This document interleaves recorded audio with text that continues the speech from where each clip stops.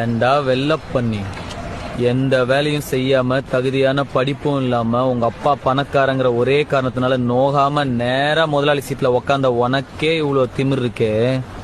அப்பா அம்மா கஷ்டப்பட்டு ஸ்கூலுக்கு டொனேஷன் கட்டி எல்கேஜில இருந்து 10வது வரைக்கும் ஃபெயில் ஆகாம படிச்சு 10வதுல ஈஸியான குரூப் எல்லாம் விட்டுட்டு இந்த குரூப் எடுத்தாதான் இன்ஜினியர் ஆக முடியும்னு கஷ்டமான குரூப்பா எடுத்து பிசிக்ஸ்க்கு ஒரு டியூஷன், கெமிஸ்ட்ரிக்கு ஒரு டியூஷன், மேத்ஸ்க்கு ஒரு டியூஷன் ரோடா அலைஞ்சு அதுக்கு ஃபீஸ் கட்ட பெத்தவங்கள வேற ரோடா அலைய விட்டு பப்ளிக் எக்ஸாம்ல பாஸ் ஆறதுக்கு நைட் எல்லாம் பிளாஸ்க்ல டீ வச்சு படிச்சு காலையில அலாரம் வச்சு எந்திரிச்சு படிச்சு அதுல வாங்குற மார்க் எல்லாம் பத்தாம டிஎன்பிசி எக்ஸாம்க்கு வேற தனியா ஒரு 2 மாசம் உட்காந்து படிச்சு அதுல வாங்குற கட் ஆஃப் மார்க் யூஸ்லெஸ்ஸா போய் அம்மா நகைய அடமானம் வச்சு காலேஜ்ல சீட் வாங்கி ஃபர்ஸ்ட் இயர்ல இருந்து 4th இயர் வரைக்கும் வச்ச அரியர்லாம் 4th இயர்ல மொத்தமா கிளியர் பண்ணி இந்த சொசைட்டிக்குள்ள நுழைஞ்சா இந்த சொசைட்டி என்ன வேலை இல்லைன்னு செருப்பால அடிச்சு